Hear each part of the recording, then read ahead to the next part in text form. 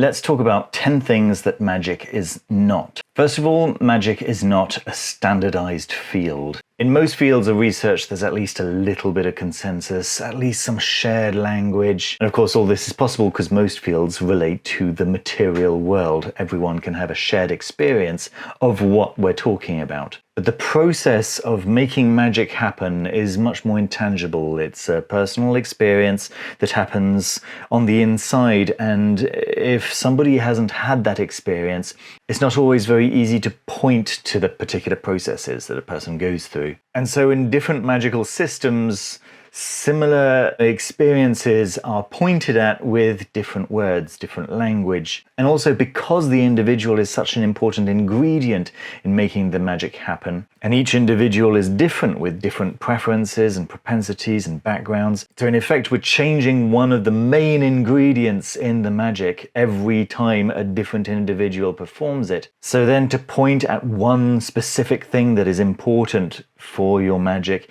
is very difficult because it depends on who is performing that magic. If an individual very naturally finds it very easy to visualize things versus somebody else whose power may come from a sense of chaos or, on the contrary, order, these are very different ingredients, I'm sure you'll agree, to bring to the magical operation. And so as a result, I'm sure you'll agree, it's very difficult to say this is more important than that in magic because, well, it depends on who's using it. And of course, this is the reason why different magicians will give different instructions on how to perform magic. And this one will recommend a particular kind of astrological system, and another one will recommend a particular pantheon of spirits and deities. And then yet another one will say, no, it's actually all interior, it's all about visualizing the right stuff. And then the other one will say, no, as long as you've got your sigils right, then there's no need for visualization. Now, these are very surface level differences, but if you start digging deeper, even within people who generally agree with each other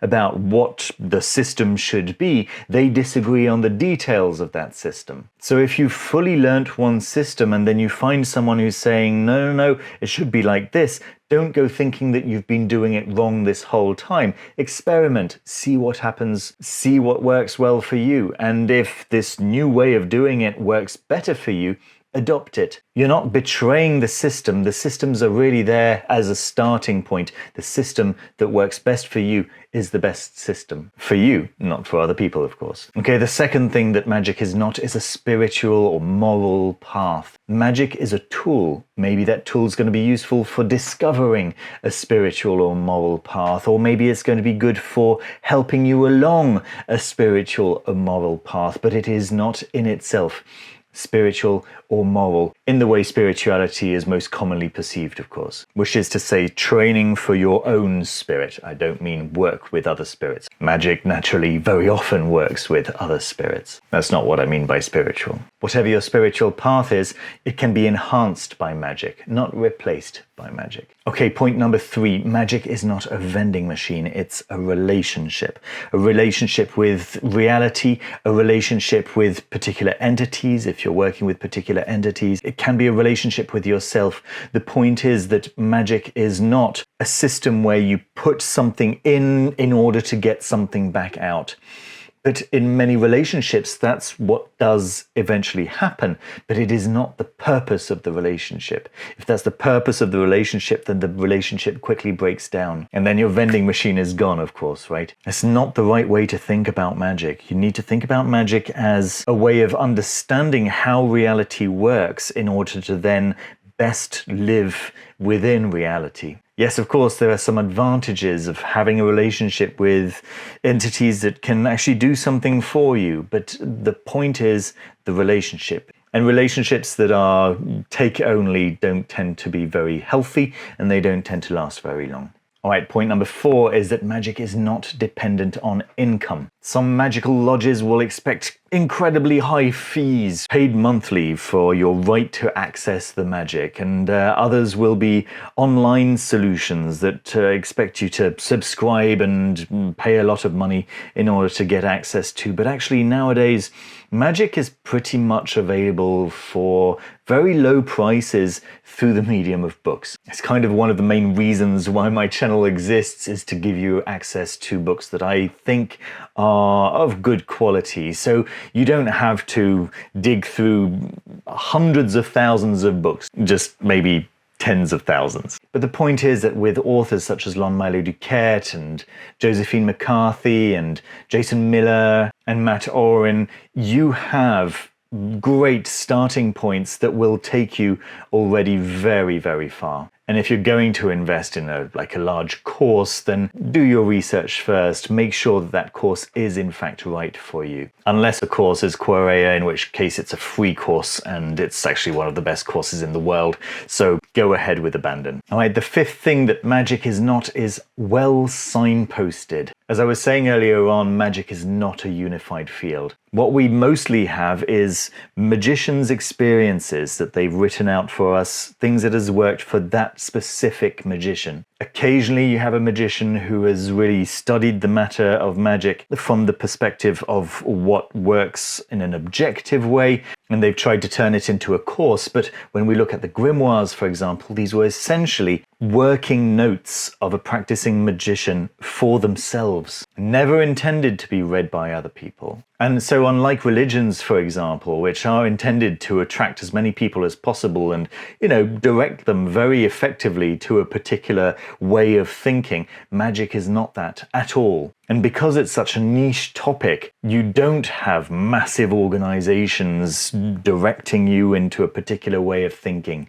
Thank goodness. Now, you do have small organizations trying to direct you into a particular way of thinking. And I personally avoid those like the plague. But don't come to Magick expecting it to be like this big, well-funded, well-subscribed organization that's been working for millennia and that everyone is doing the same thing with the same goal. That is not the case with Magick. You have to look around, see what other people are doing, say, okay, I understand why they're doing that. Take it on, try it out, see if you like what happens. It's an experimental field. And it has to be an experimental field because you are not the same person. You're not the same ingredient as the other person who is telling you how to do it. Okay, the sixth point about what Magick is not. Magick is not 100 years old. The majority of magicians coming to Magick in 2024 get introduced to magic through the mediums of the famous occultists of the late 19th and early 20th centuries. So we're talking about the magic of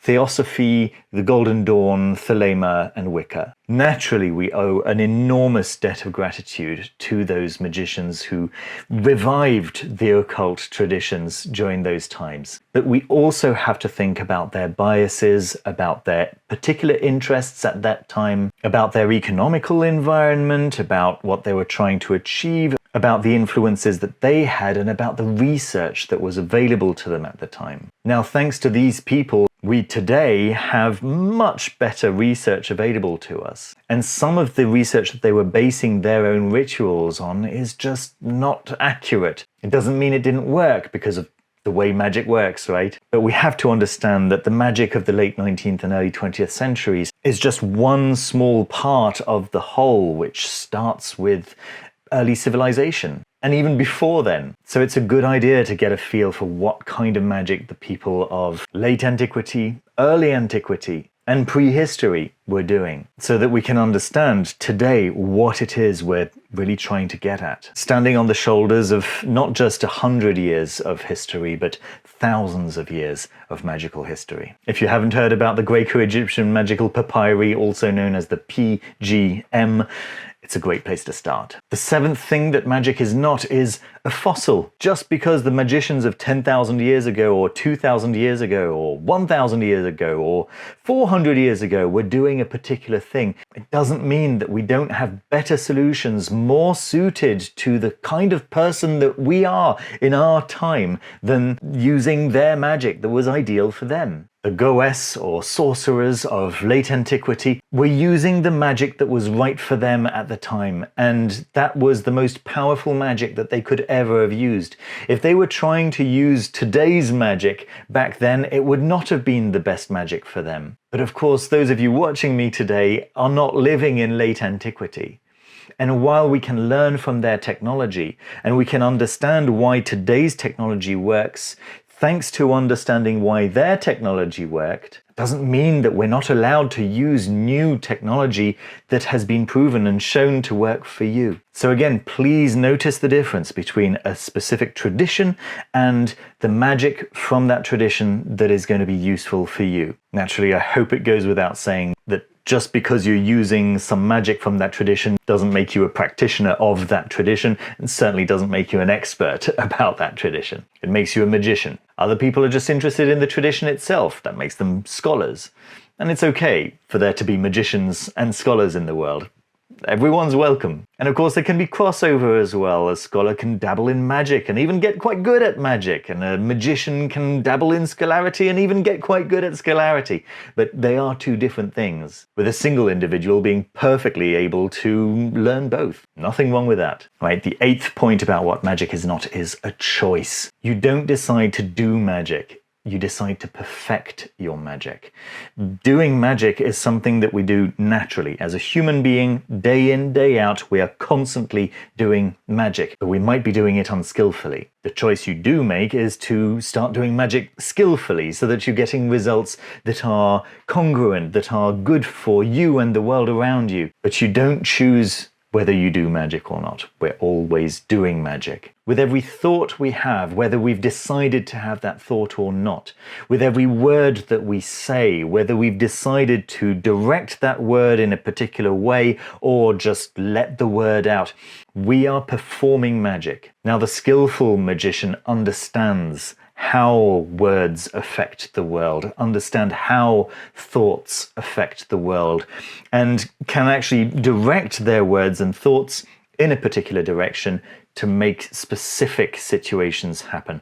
They're making a conscious choice. Someone who isn't a skilled magician is still doing all those things, just irresponsibly. So I repeat, doing magic is not a choice. You're doing magic anyway. In my opinion, it's irresponsible not to learn how your words and thoughts are affecting the world around you, and it's irresponsible not to learn to hone that power, to control that power, and direct it in a constructive way. The 9th thing that magic is not, and it's not impossible that I should have put this first, and it's that magic is not provable by someone else. Only you can prove that magic works to yourself. There is no magic that another person can do that will be satisfactory proof for someone who's not sure whether magic works or not. The only way that you can satisfy yourself that magic works is by trying it and seeing the results yourself. The book that I commonly and repeatedly recommend for trying out magic is by Damon Brand, by the Gallery of Magic, and it's the Magickal Cashbook. It uses a genius spirit, so neither an angel nor a demon, and the results are tangible and quantifiable. So for me, it's a really nice little experiment that's accessible, that's easy to perform. It's inexpensive. The book is just a couple of bucks on Kindle, and the materials that you use is just like a little notebook that you have to prepare in a special way. I repeat that I do not recommend every single Gallery of Magic book that exists, but some of them are good for a particular purpose, and this is great for the purpose of beginner magicians wanting to see if magic works. But even then, you'll find that just one proof is not enough. You'll be wanting proof after proof after proof, visible, tangible, experienced proof for your unconscious mind to stop putting the brakes on, stop saying, hey, you've been telling me all my life that magic doesn't work.